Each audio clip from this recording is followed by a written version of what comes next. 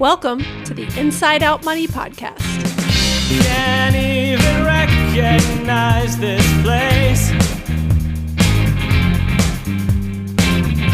Too many pieces of our past mistakes. Hi, I'm Maggie, and I believe real change starts from the inside out.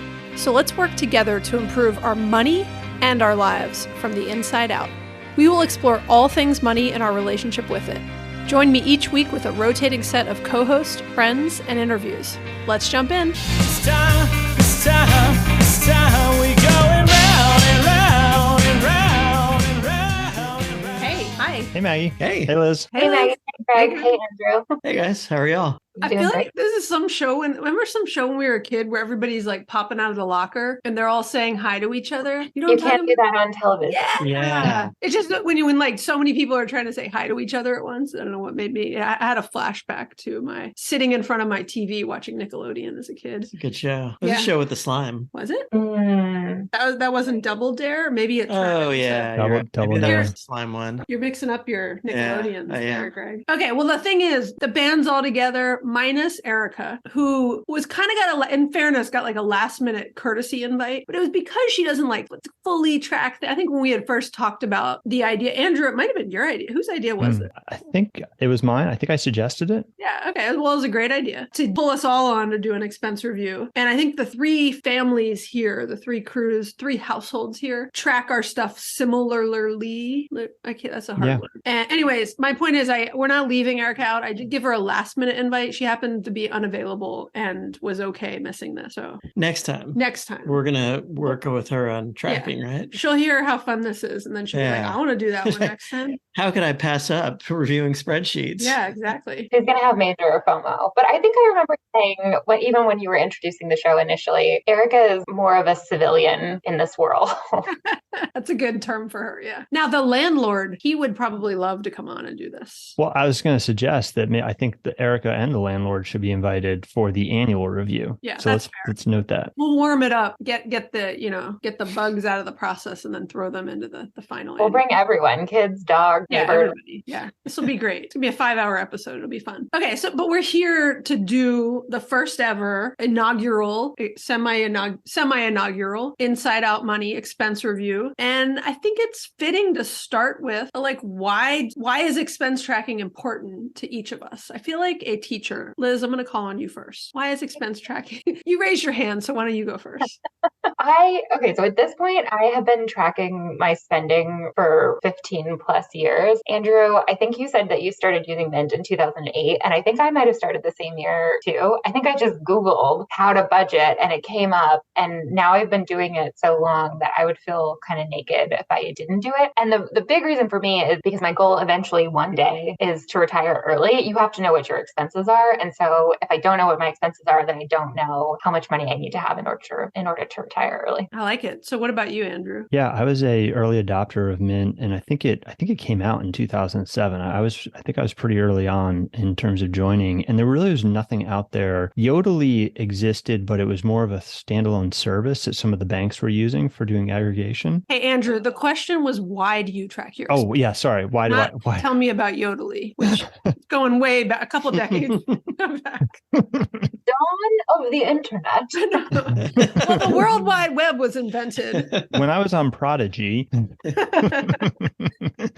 So I love the phrase, Maggie, you've used it before, what gets measured gets improved. And I think just like every single company tracks everything, I like to refer to myself as the household CFO, and you got to be tracking your expenses and looking at things in order to manage them and improve. Yeah, I like it. I think we might be the latest to the expense tracking game. And Greg, did you do any expense tracking prior to us? I've done doing it? some off and on, but I was not doing it regularly until we started, I don't know, several years ago. Yeah, I think it was Mike from old co-host of Friends on Fire who first challenged us to start tracking our expenses because we were decent with our money, but we really didn't have a more forensic, detailed view of where it was all going. And it's been a game changer for us to be able to track things. And I'll just address one thing because I think it's relevant right now. When we posted that we were doing this on Instagram, a very common question that we got was, do you use a budget or just track track expenses, some version of that. And I remember we did a whole episode on Friends on Fire on this, but I'm not a big fan of budgeting per se. I kind of think expense tracking it's just the other end of budgeting. But I'm curious if either of you actually like truly budget and then look at it and make any meaningful decisions as a result of it, or you just set a budget because you know what you spend generally. So for us, I set an annual target. It's not really a hard budget, but I definitely set like an annual goal, and I'll set up in Mint. It's pretty easy to set up a monthly budget, and those monthly budget numbers will be directional. I'd say I don't stick to it because month to month things can change a little bit. But I definitely have an overall idea. Like in the spreadsheet I set up, I'm always putting in next year's annual target / budget. Right. Yeah, I would say similar. I make a prediction, but I don't usually let that stop me from buying something if I want it these days. But I did when I was younger. Like when I was, and I don't actually use Mint anymore. I use YNAB. But when I was using Mint, a great feature of it is it kind of makes you balance out your totals for the month. So if one thing is higher, like the whole thing turns red unless you take money out of another budget. And so I definitely did that. But at this stage in my life, just candidly, no, I don't. The only thing I'll kind of add to what everyone has said is that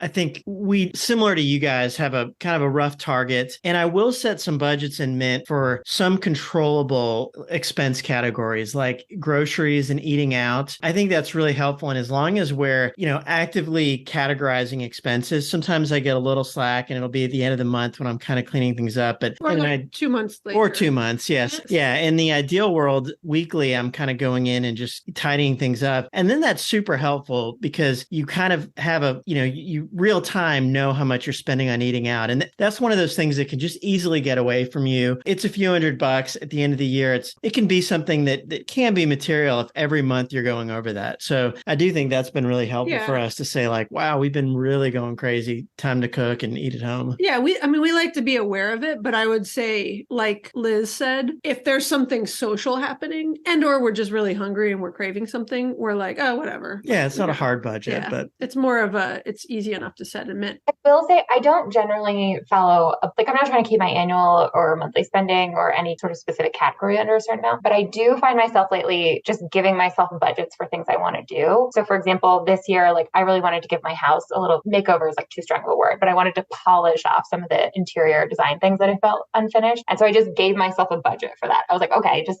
look at your total annual spending, $5,000.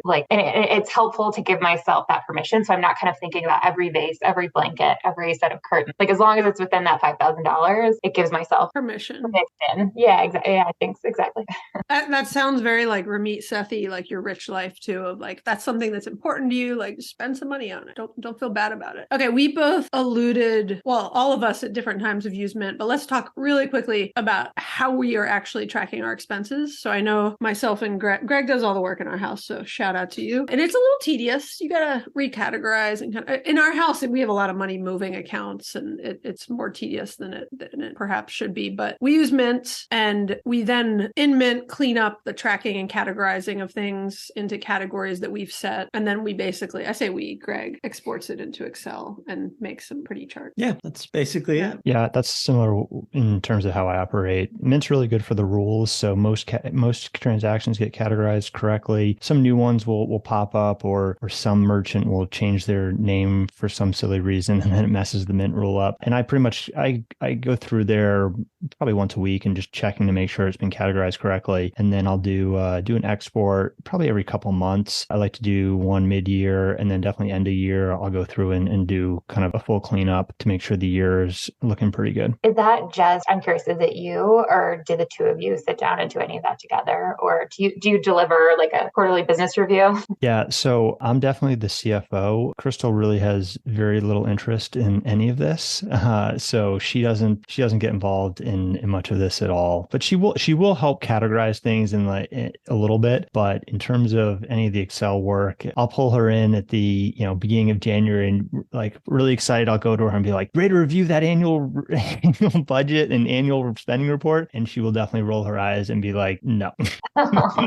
Well, I am no longer in the cool Mint club. Mint started getting really rowdy with my main bank and just one account. It was like my primary checking account. It would not sync for months. And so I started looking into YNAB or You Need a Budget. And so I switched to YNAB about a year ago. And then you went through that really quickly, Liz. YNAB is WNAB for You Need a Budget. I thought that was called the Wine app. what are the letters, Maggie? What'd you say? I was just laughing. I'm making fun of you because you said WNAB and it's. Oh, sorry. I didn't even get the letters right. YNAB. Sorry. What would YNAB do? A friend of at IHG was telling me about that app for like 6 months when I thought it was called the Wine app. And I was like, well, I know you spend a lot on wine. Shout out to Susanna. But it's just like that name when you hear it and don't visually see it written is confusing. So I just wanted to clarify. And that you did some great podcast episodes that we'll put some links in the show notes where you compare YNAB to Mint. Yes. Yeah. Shout out to that episode. Very helpful. Oh, good. You're like not helpful enough to get me to switch, but I just can't get myself to spend that $100. And you're too ingrained in Mint now too. I feel like if Mint was like broken for me, I would totally switch over. But it's moving to a new tool. Like we considered it recently because you were getting annoyed with Mint, and I was like, dude, let's just pay the $100. And then you, I think, also were like, it's just more work. Yeah, and the things I was getting annoyed weren't Mint specifically. It was more just we do a lot of subcategorizing things, and we've been doing a lot of credit card hacking, and it's just when you're constantly adding new cards, it's it just takes a little more time sometimes. But I don't think it's a Mint issue as much as sometimes it's just tedious. yeah, I think it would be probably the same in YNAB. I mean, the big thing is just like if an account breaks, like there's a much more elegant solution in YNAB than in Mint. But like both of you, I also then put it into a spreadsheet. I noticed both of you use the word export, which made me laugh because what we do is we sit down once a month and I'm like, hey, do you want to have a money date? It's usually the first week-ish of the month. But one of us just reads out the totals and then the other one types it into a spreadsheet.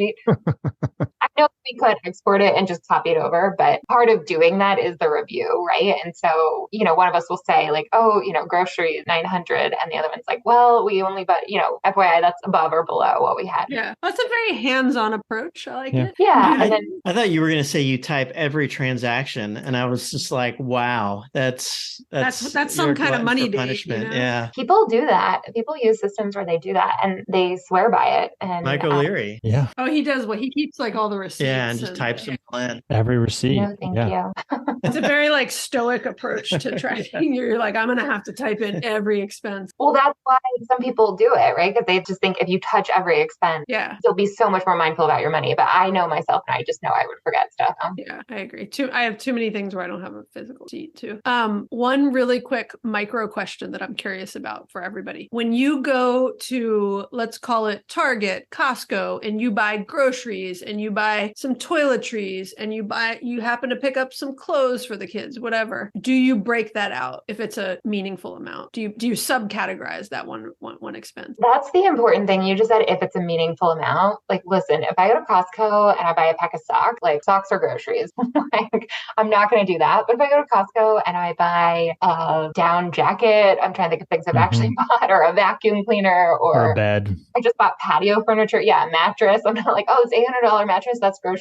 Yeah. Okay. Right. Okay. I like it. Yeah, so we have the exact same approach for Costco. So Costco automatically gets categorized as groceries because 95% of what we buy at Costco is groceries, and then we'll peel off. We'll split transactions for the big stuff. And then for Amazon and Target, I used to go through our order history probably every 6 months and break out the orders into the different categories. And then about 3 years ago, it just became too much, and I said, forget this. I created a category for Amazon and a category for Target, and all the purchases go into those two categories. So at least I want to see what my annual spends look like in for those two stores, because that's where most of what we're buying goes into. And I just didn't want to go in and categorize everything. So, our Target spend was about $2,000 for the first half. I'd probably say half of that was probably groceries, and half of it was household, kids stuff, toiletries, all of that. And then if there is a big purchase for Amazon and Target, they will get broken out, but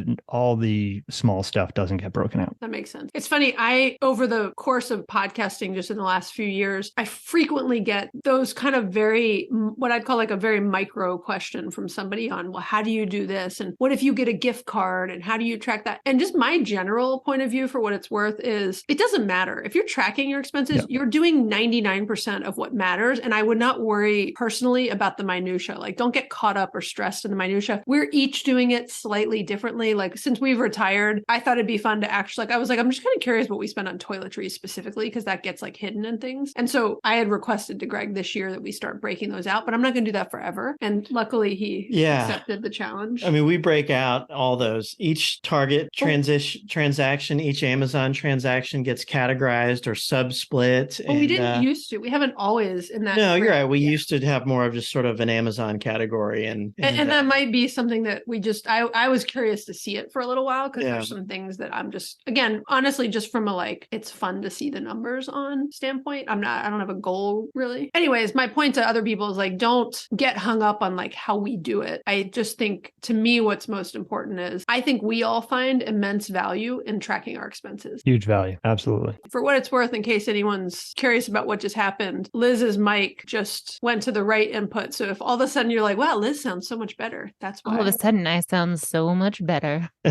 Right in time to share, drum rolls, our numbers, the actual spends. Right? Before we share the spend, why do you look sad? Because mine is the highest. Oh, don't worry about it.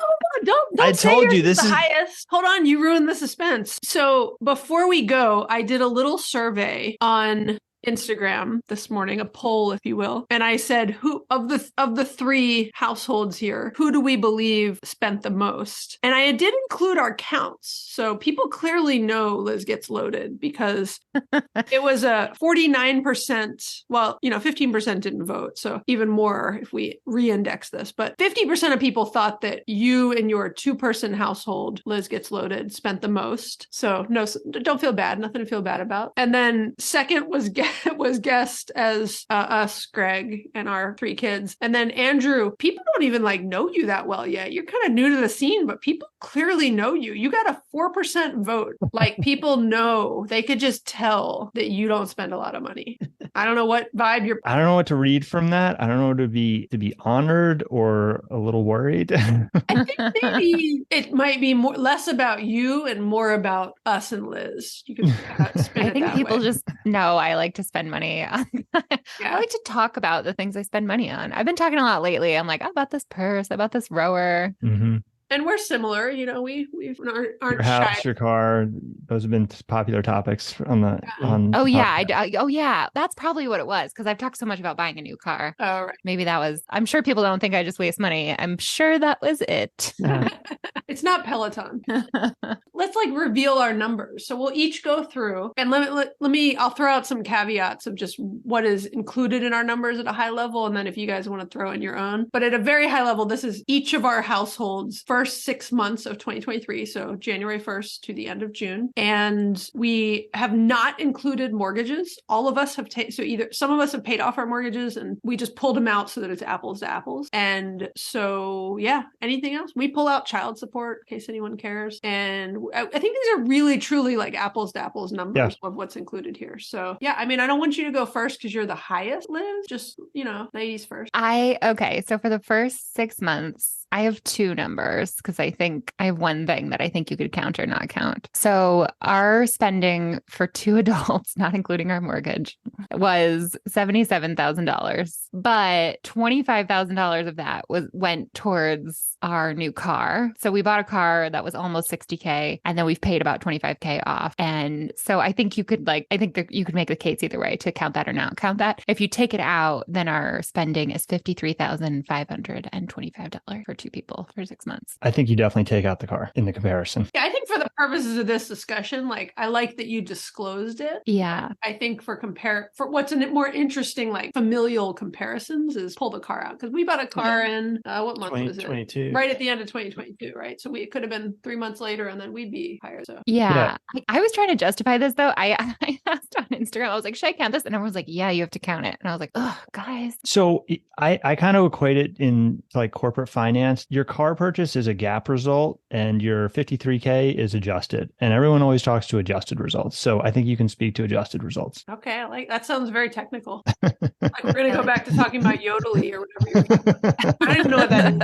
I recognize Prodigy when you threw that joke out, but I like okay, it. Andrew, where should we go in order? No, yeah, Andrew, you go. We'll go highest, lowest. I'll go next. So for us, first 6 months, 27,740 for our household of 4. Although I'll asterisk that because I eat about 3 times a normal person, so it's more like a household of 7 when we factor in my eating. Andrew, I mean, I think for anyone where this is like the first podcast they've listened to with you, you're basically a world-class cyclist. You're like first place in the whole US in your age group. So I just wanted to express that is why you eat an insane amount of calories, because you bike more than most people drive or cycle, if that's the word. Yeah. So I I way ride more than we drive a week. I ride 400 miles a week. I eat about 7,000 to 8,000 calories a day. Yeah, That's why I eat a lot. Dang. I think you eat more calories than our entire family of 5, and it's, well, depends on the day. So next time we meet, I would actually like to do a ratio, like cost per calorie or cost per 2,000 calorie, and then cost adjust it and see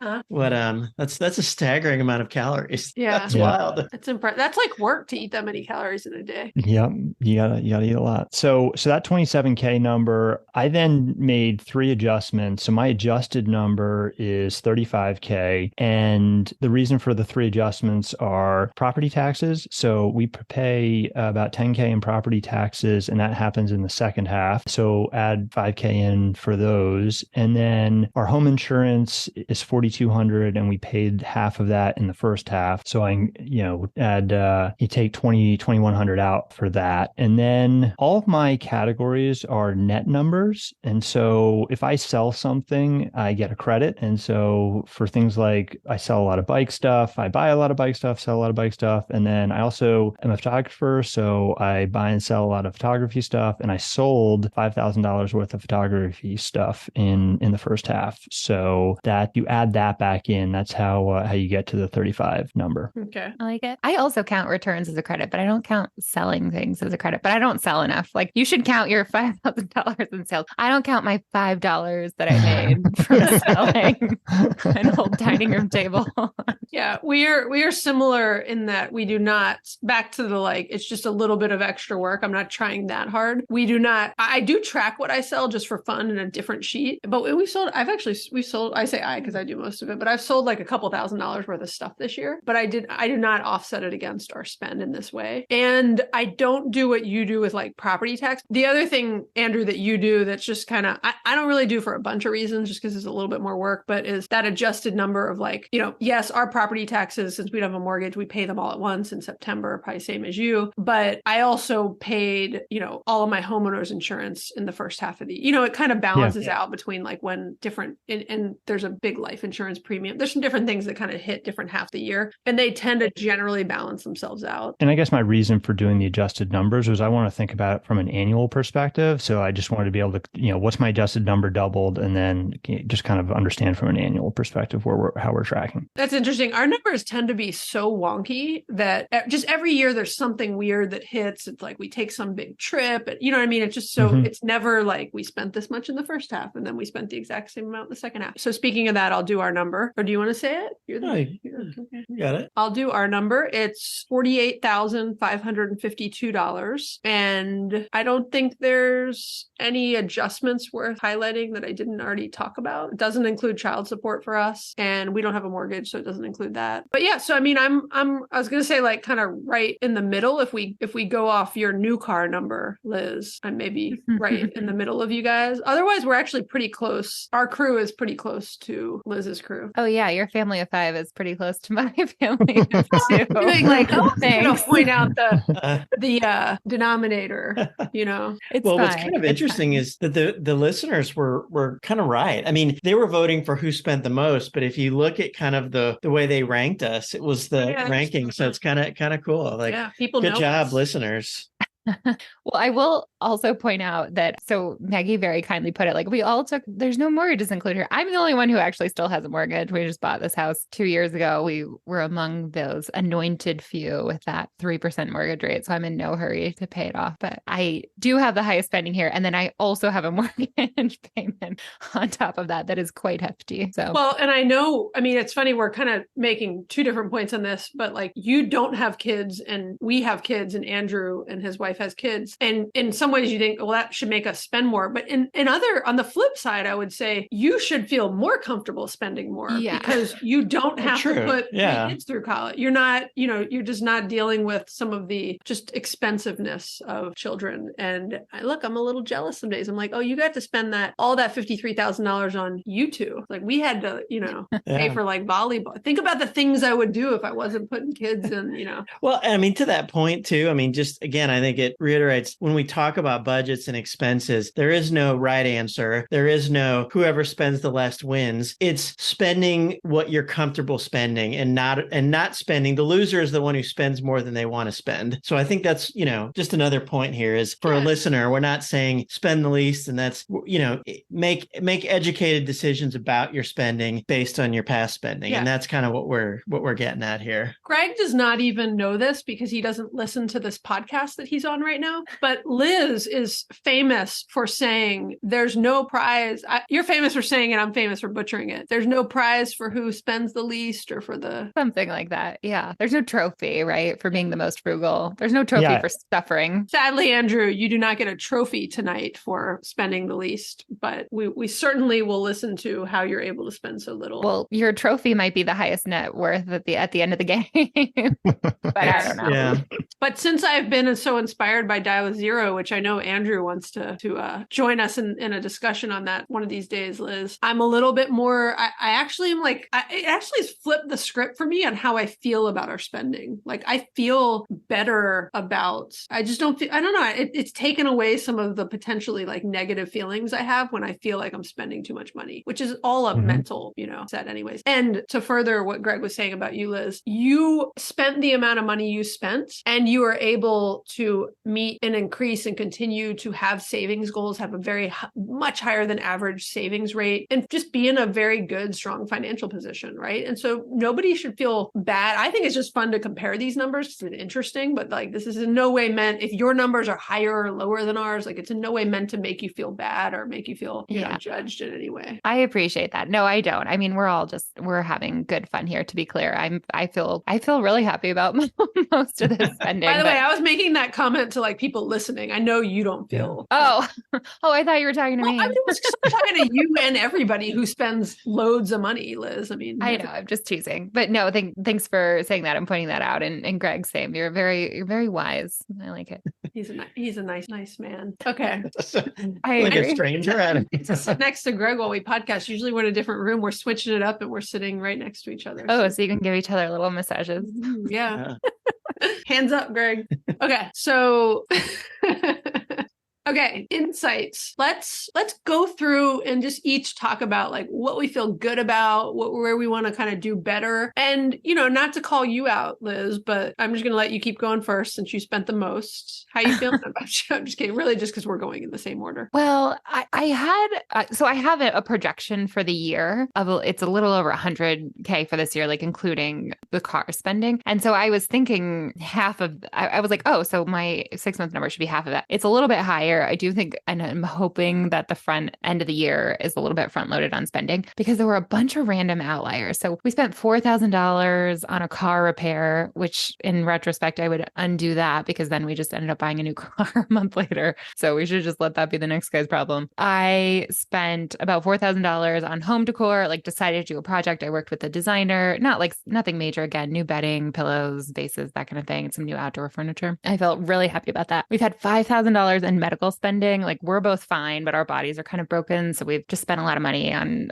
specialists and other things. So I don't, I'm not planning on repeating those in the second half of the year. Knock on wood, like nothing, no other outliers pop up, although I'm sure there will be something. But a couple highlights I have. One, I was so excited to look at my live performances line item. So I always think it's interesting to even just see what categories people use. So I added this category for live performances and actually set a goal. I want to spend more here. Like this is a place I want to invest money. It's always a place that, feels like you're building an experience. Like this is a place that I really value and that I want to spend money there. So I have spent a little more than $3,000, $3,242 on concerts, lectures, plays, musicals, all of those things. So it feels really, really good, especially last few years. A lot of those were pared back. So we're back. And then kind of curious, is that just the tickets or was that like the whole evening? So like food, drinks, like everything. Oh, I just count the tickets usually. Okay. Usually I do get a cocktail or two and I put that in alcohol.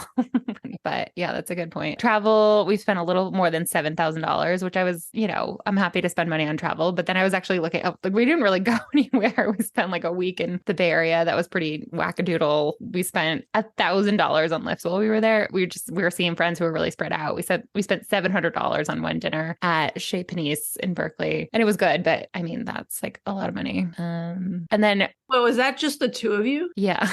And $700 for the two of us. Yeah. Okay. I mean, it's a very nice, like famous, well-known Michelin star restaurant. So it was a calculated splurge, but I like it. It sounds like a cool memory too. Or not. Never mind. There was this bozo at the next table who just was like the loudest talker in the whole world. And we spent most of the meal rolling our eyes at this person, but it was memorable. We've got a story from it. Oh, So I'll always remember that $700 meal with the bozo. yeah. I would say the last thing on my side that I was really happy about it. So if people have been following Liz Gets Loaded for a while, they'll remember we've had some home repair sagas, most notably the bats that we evicted last year. I think our initial estimate was $10,000 to get these bats out of our house. It ended up being a little bit less than that. But so the last 2 years, I think we've spent $15,000 to $20,000 on home maintenance. We have a very old, lovely, charming home. When people tell you a house is charming, that means it's expensive.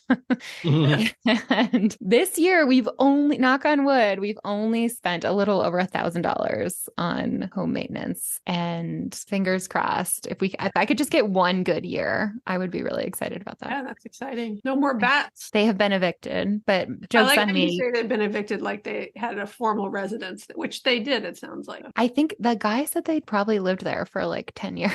Wow, it sounds like they were there before you. So I know. We're like the colonists. It's terrible. Yeah. But jokes on me. Now this year I have all these mosquitoes in my backyard and I didn't before. because the bats are gone. Bats take care of your mosquitoes. Wow, didn't I'd even think of rather. that. Anyways. Okay, so Andrew, how you feeling about your what are the highlights of your 27,000 Yeah, slash adjusted 35,000? Yeah. So overall, it was definitely a good 6 months. We actually went back and looked the last couple of years. Our average was 80K a year, and so we were pretty far under that. So that was good. I think since I've been categorizing Amazon and Target, those two categories have definitely been growing, and kind of consciously we wanted to cut back on those just to reduce the stuff. Right? Amazon and Target make it so easy just to accumulate more stuff, and so we pulled back on those, and we were successful in managing that. And then, do you ever Yeah. find, because I find sometimes if I set something like that for myself, like I will just find sneaky ways around it. Like, oh, I'm trying to cut my Target spending. Let's go to Costco. I mean, I'd say there's not a conscious around the food for us. It was more just the random overall stuff, right? Like things for like more toys for the kids or things like that. That just, we have plenty of stuff. And She just so- meant let's go to Costco to buy the toys because they also sell, like they have home decor items. and get it categorized as groceries, right? Yeah, exactly. That's why I buy my socks Yeah. at Costco. So I can just put it in that groceries category and not have to increase my clothing category. That's funny. I was really pleased with the bike budget in the first half. So last year I spent $20,000 on bikes. So my bikes are really expensive, and it's part of my intentional spending. I spent I sold my Tesla last year in order to buy the bikes, and I just decided that Cool decision. You should like double click on for a second. You used to have a Tesla. When you got back into cycling during COVID, you decided to sell the Tesla to Yep. fund a fairly expensive hobby. Yep. And I was just spent a lot more miles on my bikes than I was driving the car. And I just got a lot more enjoyment out of riding nice bikes than I did driving a nice car. So, but at the same time, I do recognize that I can't spend $20,000 a year on bikes every year. And so I said, hey, I wanted to buy 2 new bikes this year, but I decided I was going to sell 2 bikes to fund them. And so, Maggie, I know you've got that rule of clothing this year, and I adopted that for my bikes. So anything I wanted to buy for bikes, I knew I had to sell something, whether it was wheels, whether it was components, whether it was actual bikes. I had accumulated quite a lot over the past 2 years. And so it kind of forced me to make sure that I'm selling things in order to fund the purchases. I don't really like how good your memory is, Andrew, when you're like, Maggie, I remember you got that rule on clothing. Because then I feel like I need to speak to it now. But Hey, I mean, I did listen to all the Friends on Fire. yeah, we'll just say I'm going to need to sell some clothing second half of the year. Can I ask you? Sure. I'm like trying to be polite. When you say I have to sell some wheels if I want to buy, that's a self-imposed rule, right? Absolutely. Yes. Like this isn't, I mean, I'm not trying to say that's good or bad, but you could, when you said like, oh, I can't spend $20,000 on bikes every year, like you probably could, but you're choosing not to. I'm choosing not to spend $20,000 on bikes. Now, if I were to, Crystal and I make sure that we're always reviewing big purchases. Pretty much like $500 is our threshold. Really, anything over $500 is being discussed. So pretty much all of my bike purchases have to be discussed with Crystal. Mm-hmm. And, I definitely get a little bit of eye rolling when I'm going like, hey, I want to go spend $13,000 on a bike.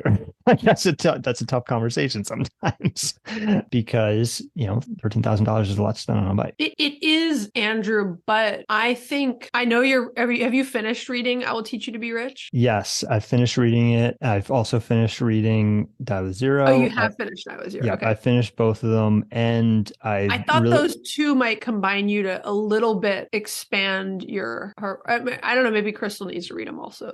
Dave, I would agree that Crystal probably needs to read them as well. She was pretty pumped about her Target Circle spending last week during Target Circle Week. I don't even know what that is. It's like they were trying to match Amazon Prime, so they did a whole bunch of discounts. You get certain gift cards, so she was loading up her cart just to make sure she was getting the gift cards and the discounts. So she is just as guilty as I am. Let's be clear about that. Like we're a tag team in terms of the frugalness between the two of us. So, I think that she would benefit from that as well. But I will say that the Mindy and Carl episode with Ramit was definitely an eye opener. And also I listened to the follow-up. Thank you for posting that, Maggie, a few days ago. It's definitely started to challenge some of my thinking around spending. And, I'd say I'm definitely not there. It's going to take a while to undo some of these habits, but no question, I felt like Ramit was speaking directly to me in most of that episode with Mindy and Carl. Like I feel like I could have had the exact same conversation.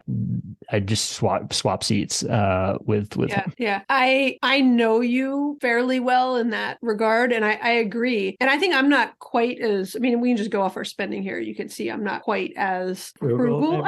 Frugal is the right word, but I have the same tendencies, right? Yeah. I've just gotten more comfortable, I think, over the years and less fearful about certain things. And I do think it's a fear at times. It's a part of it's a habit and but you're in some way, I would guess, I could be wrong, but thinking about the future and what you need and want to have in the future that makes you feel less comfortable to spend more money on a bike.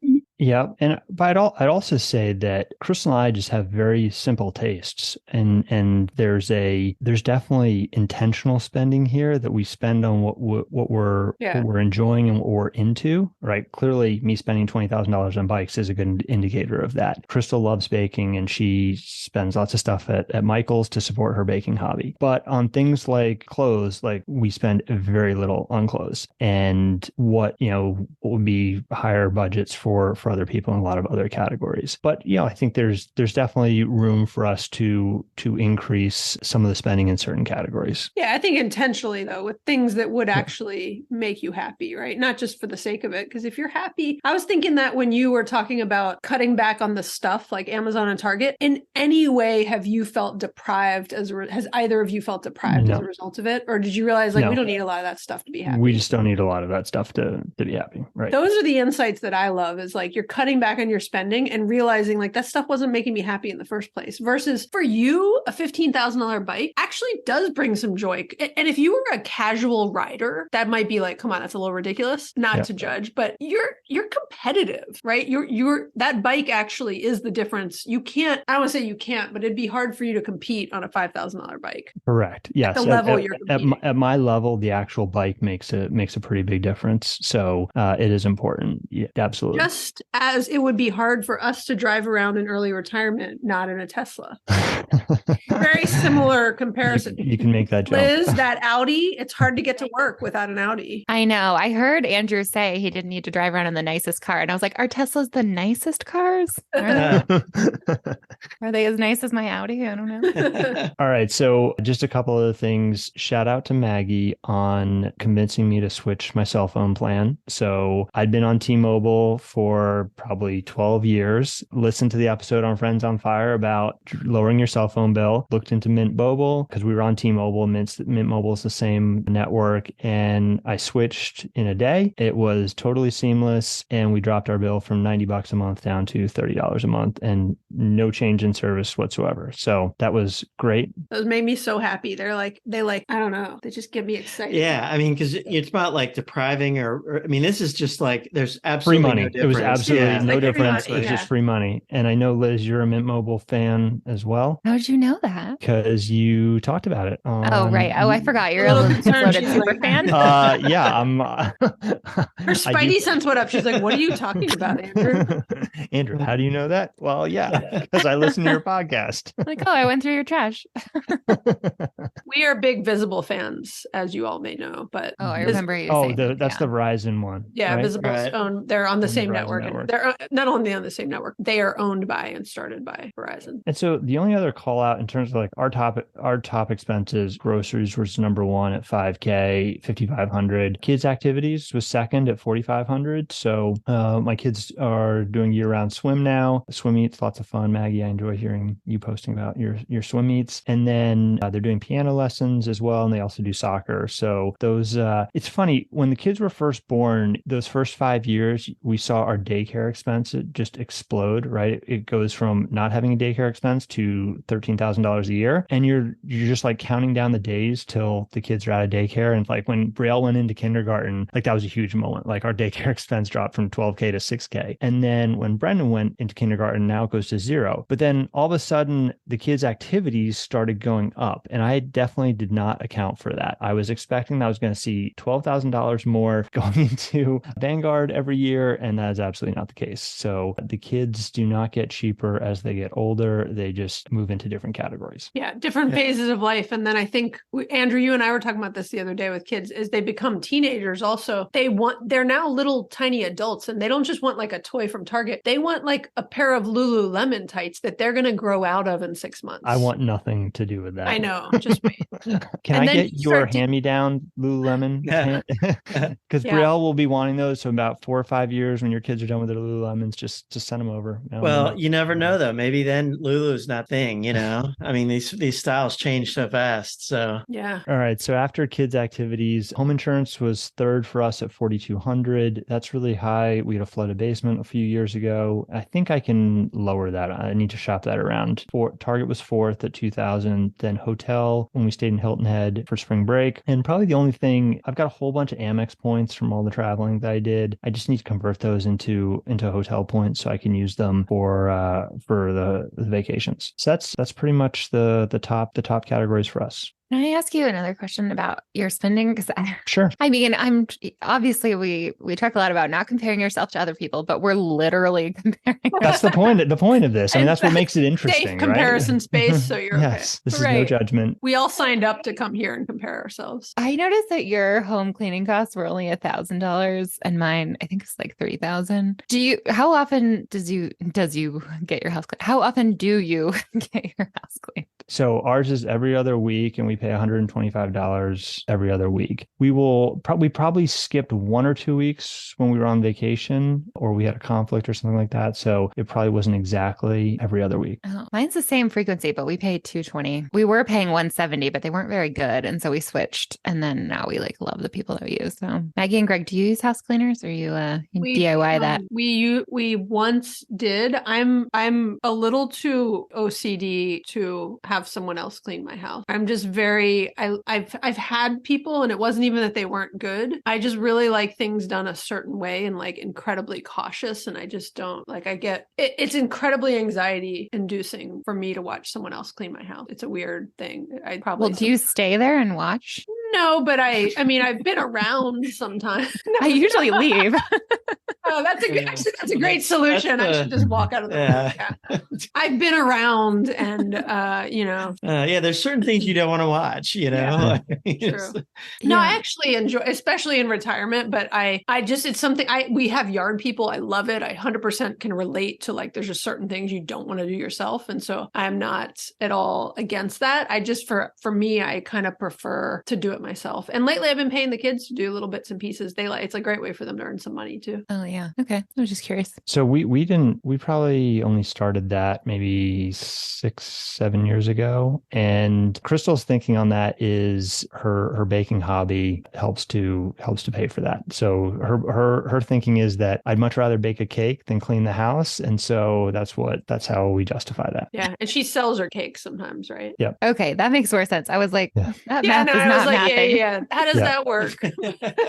Cakes by Crystal K on Instagram. Oh, Plug I like for it. Crystal's Cakes business. Well, I was going to say, the one thing I think is interesting too about people who do services like that is I sometimes they don't raise their prices after a while. And I have had to be like, I'm giving you a raise. Like, is this my decision? Because you haven't raised your prices in a while. And I want to make sure I'm like paying you fairly. I'm just saying, maybe you should think about giving your house cleaning service a raise. Maybe ours is a company, but I think it's definitely market dependent. And I think there's a range. Like when we first started doing it, we got quite a few different quotes. Okay, I'm going to keep us rolling just for the sake of time. Okay. Yeah. Okay. I'll give some insights, and Greg, feel free to jump in whenever you want here. But, breaking down our $48,000 first half of the year spend, our biggest category, which kind of shooketh me a little bit, was medical. This is the cheapest health insurance we've had in our lives, I think perhaps ever, if you combine what we used to pay our companies. And so right now, because of a subsidy, which we did a whole episode on this on Friends of Fire, if anyone wants to listen, we're only paying $110 a month for insurance on the marketplace, which is pretty cool. I feel very good about it. It's about $1,000 a year, $1,200 a year. But our medical expenses first half of the year were $17,750. Now, the problem is that was a lot of outliers. So this beautiful grill right here that you guys get the pleasure of seeing, this is $7,000 worth of braces right here. No insurance, full price, paid all at once. I've got an 11-year-old who also got braces put on this year. And that's only partially included in this because that's split with my ex-husband. Greg got LASIK surgery, which he's like, you're loving those new eyes, right? Yeah, it's great. It was a big,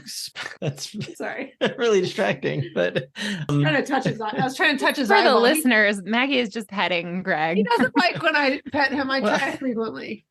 I feel like your goal when I'm podcasting is how quickly can I just totally distract Greg, make him lose his train of thought and get him flustered. Yeah. And then be like, sometimes Maggie what's just the big takes her top deal? You're off. supposed to just, be professional here. What'd you say, Liz? Sometimes she just takes her top off. That's only on our one-on-one podcast. Don't worry. Oh, you didn't tell Greg you do that with me too. Even better. I met with Greg. You're right. I'm going to sit in on more of these recording sessions. Listen more of your podcast. Yes, I got LASIK. It's expensive. It's about $5,000, but I'm really glad I did it. It's something I've always been putting off and decided we were on our camping trip that I was tired of changing contact lenses in dingy bathrooms. And this is how our expenses work also, is like we're literally on a trip sleeping in the back of the Tesla because we're just like, we think that's fun and we're frugal, but then we're like, oh, let's drop $5,000 on some LASIK, and I mean that half flippantly of like, that's kind of how I think about money. There's so many areas where we spend very little compared to many people. But then when it's something that is, these braces are fixing a jaw issue I have, your eyes feel feel great. But you also had a new CPAP machine, which you invested in, and they're much newer and nicer and smaller and fancier than they used to be. Yeah, and it's a once every few years expense. So, these are all expenses that are unusual. And of course, something pops up that might not be medical next time. But I think those are big kind of one-time expenses that...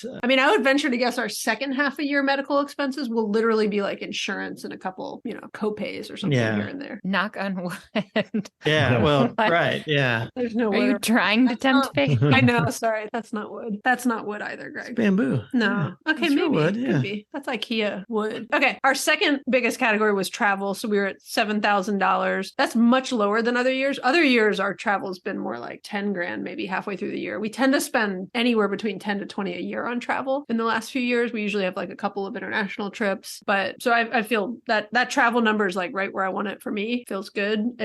We haven't actually done our international trip with the kids, which will be soon. Some of that's already prepaid for in that number. And then some of it, all the, food and stuff will be happening in real time. Our next one is home after that, which is $5,900. We all kind of categorize things differently too. So like what I put, I know Andrew, you like pull out insurance, but home is $5,900. That includes all of our utilities, lawn maintenance, partial homeowners insurance, and food is our next biggest category. That was $5,422. We'll come back to food in a minute because I think we're going to do a detailed food comparison. And then kids activities was our next biggest one. So $4,946, very similar to yours, Andrew, but we had like two overnight summer camps in there, swim team, our pool membership we put under kids activities. Volleyball. And, volleyball actually hit last year. So second half of this year, we'll have another $5,000. There was a few little things volleyball related. Did you just say $5,000? Yeah, for two kids, it's about that. Yeah. Well, but our halves, anyways, it'll be a few thousand second half a year for volleyball. And then after that, it's like auto, life insurance, charity, entertainment, clothing, personal care. That's kind of the ranking of our categories after that. You notice clothing's down at the bottom. Impressive. Nice job, Maggie. Nice. I'm not sure if I'm proud of personal care being at the very bottom. That's actually more of the nature of how I just track that. Some just like miscellaneous stuff goes in there. I do take very good care of myself, as you can see from my expensive braces. Maggie's like, save money by not using soap. A fun one, Greg. You want to share this one? Gas? Yeah. Yeah. 146 for the last 6 months. And That's most of that awesome. is just because, we drive the Tesla. Anytime there is, the only times we don't use the Tesla is when we have the kids plus their friends because they don't all fit. Or you're somewhere in the Tesla and and I really need to get somewhere and I don't want to ride my Yeah. bike. It's like a real last minute, like the world's ending. And Maggie will even be like, are you going to be home soon? I really would love to use your car. And I'm like, no, tied up. And she's like, okay, I guess I'll use my car. I'm like, I'll crank up the Subaru. It's like, vroom, just like loud. Okay. And then, I think my only other commentary is we've been eating out a bit more than normal. We can talk about that in a second when we compare that. Obviously, medical was really expensive, but it is what it is. And I think some of our streaming services are getting a little out of hand and we want to come back and like keep a better eye on that, which we try not to keep like everything turned on at once, but I think things got a little loose and out of hand. And early retirement, there's just so much time to enjoy the streaming, so much to stream. But no, we just kind of took our eye off the ball there. And so again, that's why I like tracking because it's just like a little nudge. It's not a massive amount of money, but it's a little nudge to be like, okay, I don't need all these turned on at once. Okay. People want to hear us compare our food cost specifically. That was a request you got, Liz, on Instagram. Yeah. I people love to like compare grocery budget. They do. yeah. It is, funny because food's such a personal, it's like Andrew's comment that he eats like more than all of us combined. Food's such a personal one. Like I think I don't know. I think it's like more interesting to compare like car insurance or something, but let's compare food since the people asked for it. well, surprise, surprise, mine's the highest. This double income, no kids household is just out spending all our discretionary income, just sleeping in on Saturday, going to brunch. The lifestyle that we live. Okay, so the total for the first 6 months was $8,506. That works out to about $1,417 per month. And then I have a breakdown. So groceries is $4,000, restaurants about $2,000. I categorize takeout separately from restaurants because to me, like picking up a Chipotle bowl is very different than going into a sit-down restaurant. And I want to spend more money going to sit-down restaurants, and I want to spend less money probably on takeout food that I don't really care about as much. So restaurants was $2,000, takeout was $840, alcohol $410, coffee $237. And I actually started doing this recently. I started breaking out hosting costs, and it's not like I don't track it to the dollar, but I feel like usually if I have people over for dinner, there's like that special trip to the grocery store to pick up whatever you're going to make that night, a couple extra bottles of wine. And I've started putting that in hosting because again, it's a place where I'm not trying to, I want to spend more money there. Like I really enjoy hosting. I really enjoy having people over for dinner, having house guests. That's a thing that makes me really happy. And so I like seeing that number go up. That's a way I measure success. I like it. I noticed that you broke that out differently. So if you go to like the grocery store and stock up on stuff, you would know, and for like people coming in town, would you tag it under hosting? It's pretty loose, right? I feel like usually when you have people over for dinner or you have house guests coming, you make that trip right before they come, right? You're like, oh, my parents are in town this weekend. Yeah. They're coming on Friday. On Thursday, I'm going to go grab Diet Coke because that's what my mom likes to drink. And I'm going to get, the coffee my dad likes. And, I might get stuff for myself. If it's mostly stuff I would get normally, I just put it in groceries. If it's mostly stuff for hosting, I put it in hosting, but I don't, it's definitely squishy. Yeah. And it's back to minutia. It doesn't really matter. I just sometimes find it interesting on like what more people's mindset on how they do it. Okay. Andrew, where are you at? All right. Our total was 6,561. And so like Liz, we split out restaurants and takeout. We use the fast food category in Mint for anything that's quick. Me too. And it actually drove me nuts when I used Mint. I was like, it's not fast food, it's Chipotle.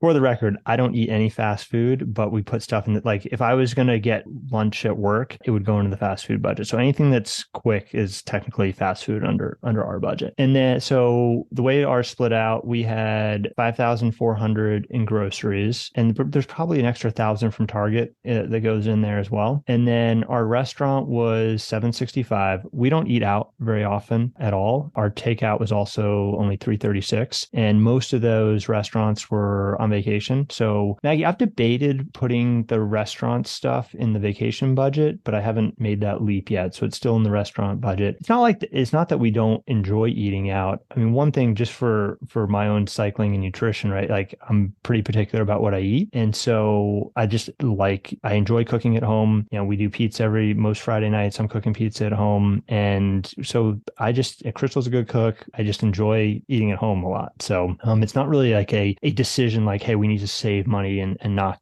go out. You're not depriving yourself. Correct. Yes. That's important to note. Man, I love going out to eat. It's just the best. You go and then you just tell someone what you want to eat and then they bring it to you.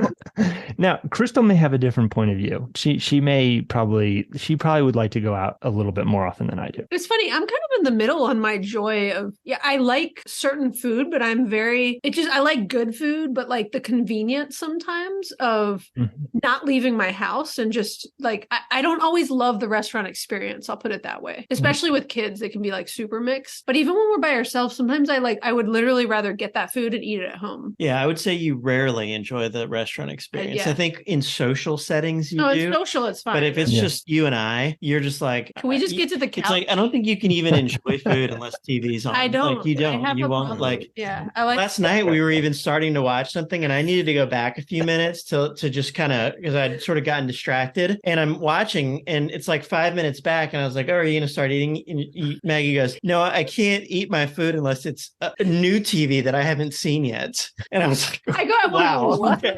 during the good part. I've already for the record, for the listeners, Liz and I are in awe of this conversation right now. Aghast. It's true story. I let my fries get cold. I was like, I don't really care if fries get cold. I was like, I just want to like enjoy it while I'm watching. The experience of me eating food I really like and watching a TV show I'm very excited to watch is like a double pleasure that is just, you can't reproduce it. It's weird. It's kind of odd.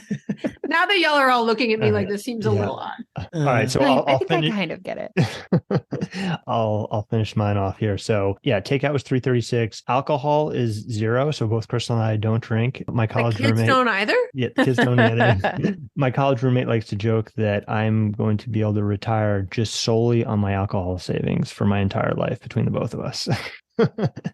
And then coffee. Crystal is the coffee drinker, but she makes most of her coffee at I was home. gonna say she's not the coffee drinker because you spent Yeah. $18. $18. Yeah. She drinks coffee, but she makes it at home. Okay, good for her. I mean, no judgment. I feel like sometimes when I'm like, good for her, someone's like, have my latte. Okay. And that's me. Us. Well, I think I've mentioned this before, but we don't track food while we're traveling. We do. Well, we don't track it super cleanly. Like it all started because when we're traveling, I don't want to be like stressed out about itemizing crap and like thinking like we pay cash for a lot of things. A lot of things get kind of hidden and lost. So we loosely track it, but not super carefully. And you just went and added the amount. I had put in our amount excluding travel, but then Greg just went and Yeah, found it. it depends on the trip. So in Europe last summer, we did not, it was 6 weeks and there was so much. We just kind of it got to the point where we just put stuff in travel. But generally, I like to track travel food separately. It's a part of our travel category overall. But what's nice about keeping that as a subcategory is we can also add it back to food Yeah, for the for purposes now. of this. So I thought we spent $5,422, but then Greg just updated it and with travel, which but that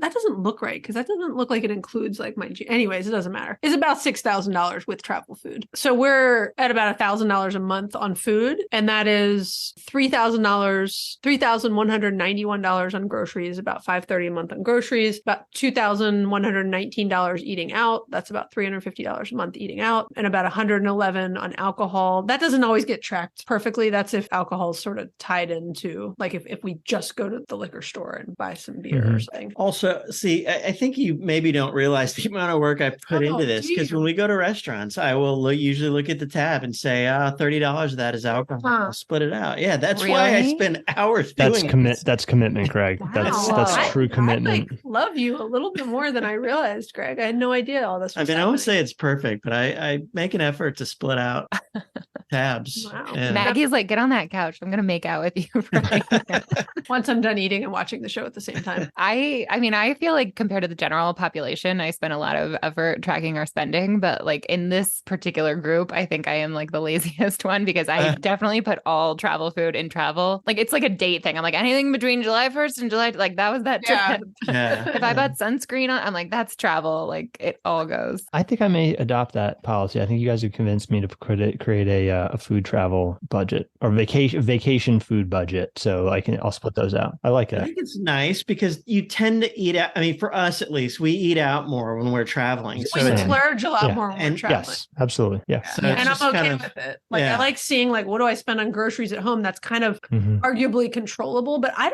honestly we don't really like we spend. Someone actually asked how to save money on groceries. It was like one of the Instagram things submitted. But I'll say the number one thing is we shop at Aldi pretty consistently. We do Costco and 90% of our Lidl. shopping at Sam's Club and Aldi, and we don't It's- waste a lot of food. We cook a lot at home. We do. I mean, we eat out a decent amount, but like nothing crazy. Maybe I mean, not the highest. I guess we're in the middle, but we don't eat out a crazy amount. That's we don't try super hard to spend less there, but we're fine with it. But we are pretty careful, or I would say careful. We're very thoughtful about what we do buy at the grocery store, Yeah. and we really don't let a lot of things go to waste. Like I hate wasting food, so we eat what we buy, and I don't know if I'm not saying anyone else wastes food. I'm just saying like that's one way I know our groceries are maybe a little bit lower than the average families, perhaps. Well, I think too, what we cook at home is more we- basic. We don't eat meat, so we're not like buying nice steaks and cooking them at home or seafood. We cook relatively inexpensive stuff. The most expensive things we buy are sometimes mock meats that can be a little pricey, but even those have gotten cheaper. We buy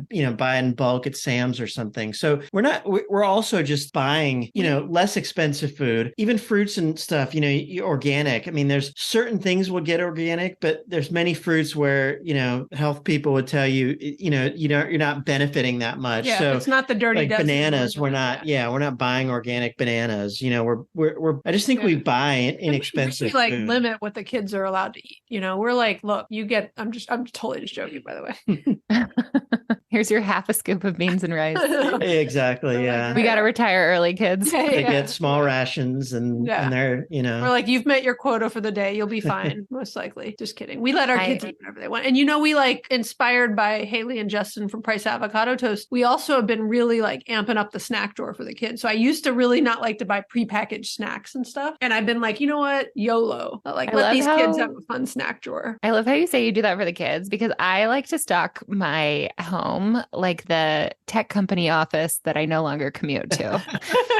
I have like nuts and bars and bowls of fruit and fizzy waters and beer. And I just loved when I would go in the office because I'm still busy. You know what I mean? Like I still do work that bananas tech job. And so I go down, I have like 1 minute between meetings to go down and get something. And I love opening the fridge and just being like, yay, look at all these lovely snacks. Let's do a speed round on two other things that are somewhat comparable. Let's do homeowners insurance really quick. Okay. We're paying $2,169 for 12 months with Allstate. Andrew, what you got? $4,200 with Farmers for 12 months. Yes, not the highest. Mine is in the middle. It's $2,569. Nice. Okay. I also, similar to you, Liz, I think we both have really high deductibles. Mhm. Andrew, you said you had a recent claim though. Yeah, That's probably why yours is so much higher. Yeah, our water heater sprung a big leak and flooded our entire basement. Wow. So that was like a $15,000 claim, which is Well, why that's my when it's insurance has worth gone up. a claim. Yeah. Yeah. We did recently go up to the highest deductible possible, which was What's the highest you got? Do you know? I can't remember if it's 5 or 10,000 now. I think ours is 2,000. But I think I know could it's at probably least go. 5.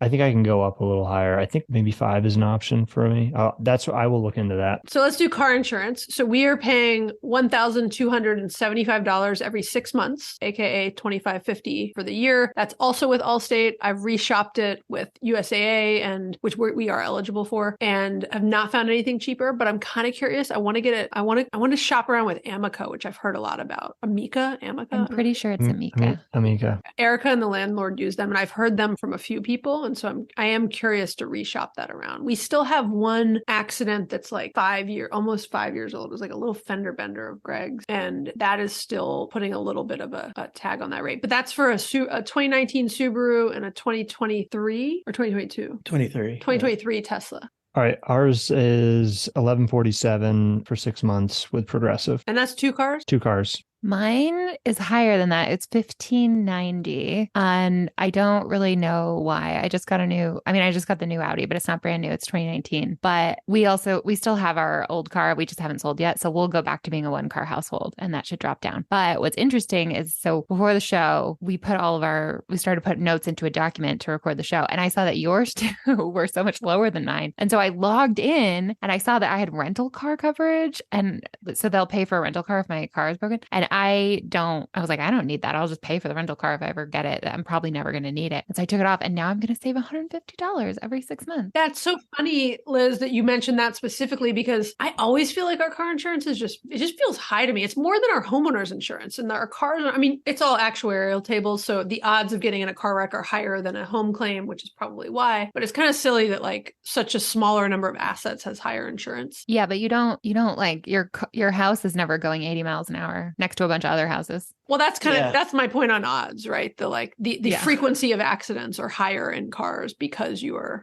Yeah. Well, and if you look at it, if you look at your actual details of your car insurance, most of it is not covering the actual asset. It's covering the liability. Yeah. We've actually, when we had an older car, we pulled off, what's the one? The comprehensive. The collision part. Yeah, the one that's Collision, not, the one that's not legally required. Because we were like, look, if something happens to this $5,000 car, like we'll just eat it. We'll just cover it. We're self-insured at that point. But it's funny you mentioned rental, because Liz, I was recently, every now and then I'll kind of go in and like look at the breakdown. And just a couple months ago, we pulled rental coverage off ours because we were like, we're a 2-car household. The odds of something happening to both cars, plus we have family and friends. We could get by or just pay for it, but we definitely would just be like 1 car for a while, and it would not be a deal at all. I would just stay home. Right. Like, sorry, my car's broken. Can't go anywhere. Right. Okay, so that was it. This is us reviewing our expenses. I hope this has been interesting to people. I think we hear a lot of feedback, particularly like Liz and I on Instagram, of like people find it fascinating to hear what other families are spending. We would always hear that on Friends on Fire when Mike and I would share our expenses. And I think it's just interesting. It's a data point. It doesn't, like we were saying at the very beginning, right? This shouldn't create any judgment upon yourself. Everybody's totally different and what makes sense to them, what feels good for you. I'm big on just value-based intentional spending. And do you feel like I feel very good about what we spent this first half a year? And there's not things where I'm like, ooh, I regret that. That was kind of thoughtless and I don't feel happy with that. Other than my braces, I'm really not enjoying having braces, but is what it is. Not a good example. But I just think, I just more of just my commentary on the idea of expense tracking and sharing and hearing other people's. Yeah, I totally agree. I love seeing what other people have spent their money on. That's why I share mine, because I want other people to. Yeah. I'll show you mine. Show me yours. Yeah. Liz, I always like your monthly recap, right? So you're definitely good at sharing yours every month, and it's a data point comparison. If Maggie had never shared what her cell phone bill was, I never would have said, "Whoa, wait, hold on, I could save $60 a month."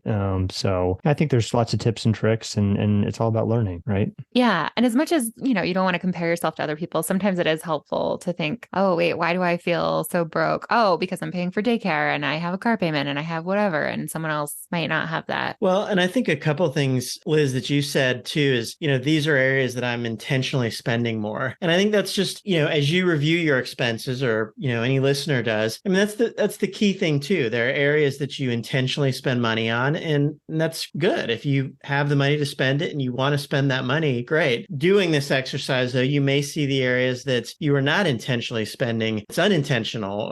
It's maybe just creep of, no, I'm starting to eat out more or whatever that is. And so I think it's so helpful to review expenses to just kind of find those areas and create a little more awareness and to tighten the belt in those areas that you're not getting value out of that extra spending. Yeah. And the other kind of interesting thing too is we were talking about, Maggie, your point about people asking, how should I do this? And what's the right category? And hopefully for people listening, they heard us all say, well, I categorize it this way and I do it this way. And again, there's no right way. It's what gives you value. So we all categorize things differently, but it's intentional for how we spend it. And over time that may change. So hopefully, for the listeners too, that you hear that there is no one right way. It's whatever gives you the most value and that you learn the most from. Hopefully that was kind of highlighted just in the discussion. Yeah, that's a really good point. You're so wise, Greg. Oh, wow. Thanks.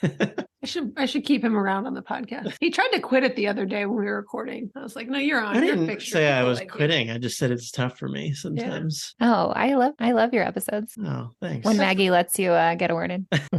Well, That's not our episodes. That's our life, by the way. I think all co-hosts feel that way sometimes. all of Maggie's co-hosts are. Yes.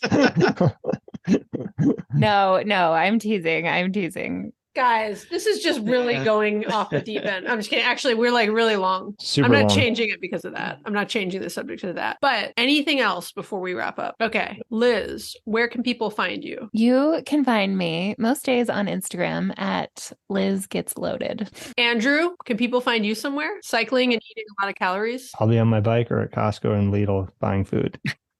You can find me on Instagram, Andrew J. Knight, or you can follow me on Strava too. I post all my rides and races on Strava. Oh, you let strangers follow you on Strava? Yep. Okay, nice. I mean, I follow you, but I didn't know, and just anybody could. Well, Yeah, Andrew that's knows he's fast enough that you can't catch him. So Yeah, my profile on Strava is public. Yeah, and nobody is going to come and just like join you for a one of your 120-mile rides. So. People are welcome to if they want to come for a ride in Atlanta. I'm more meant nobody could keep up with you. But. Can you put me in the thing that you pull behind when it's a burly? Yeah. Oh my God, that'd be awesome. You can get an e-bike. You can have an e-bike. oh, all right. That still feels like work. I'd like to be pulled behind in one of the little kid buggies. Could you put Liz and I like side by side in there and we could do like an inside out money parade? We'll have No. drinks and snacks. Just say, go faster. Yeah. We go over a speed bump, Andrew.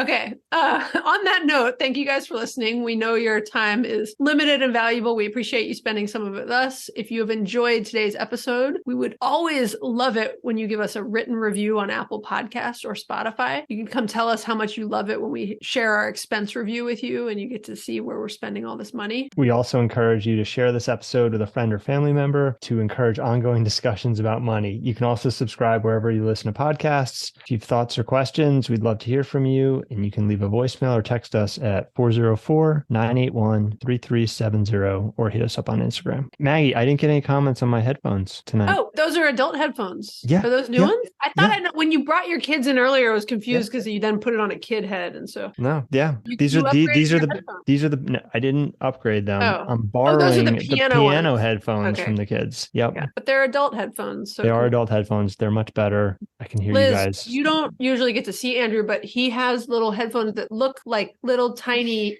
like I've put them heard on, you Andrew. describe them. Oh no, they're hilarious. Put them on. They're very small compared to his head.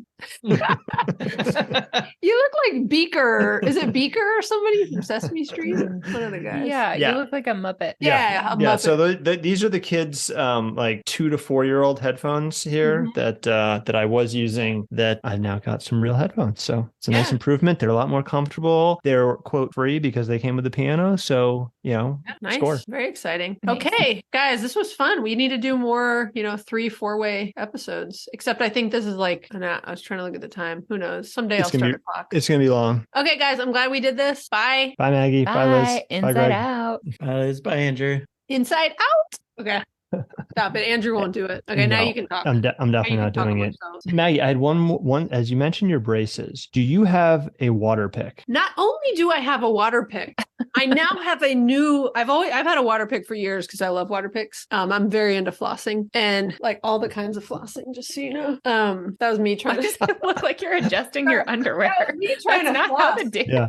I was trying to floss, but I have on pajama pants, so I was also trying to Okay. act like wearing full clothes. I now just invested in it was like $30 or $35 a travel water pick that Liz's friend who has braces suggested. And at first I was like, oh, I'm not really concerned about the size of my. Then I saw how small it was, and I was like, oh, this is much easier to travel with. So I just got it. It's charging right now, and it looks like it's going to be like very nice. It's like this I mean, Nice. I think she just keeps it in her purse. Like, I think she takes it into the office, and does it. Yeah, I could see like if I was at an office, I would totally take it to work. Yeah. And I, even just, if there were certain places, I might take it too with me, but it's nice that it's like small enough that I could. I was a late convert to the water pick about 2 years ago, and it would probably make my top 10 products episode. Nice. Wow. Yep. Yeah. It's Which nice is- just for like non-braces even. It's Yeah. clutch for braces. Like you Oh, I can't, can't. you That's can't why I not suggested. have I was it. like, it's Yeah. so good for non-braces. I can only imagine it being Yeah. the absolute essential for braces. Yeah. But I like the top 10 products episode you did on Friends on Fire. I feel like that would be a good group episode as well. I agree. Yeah, maybe I would- 5. Yeah. Going round and round and round and round.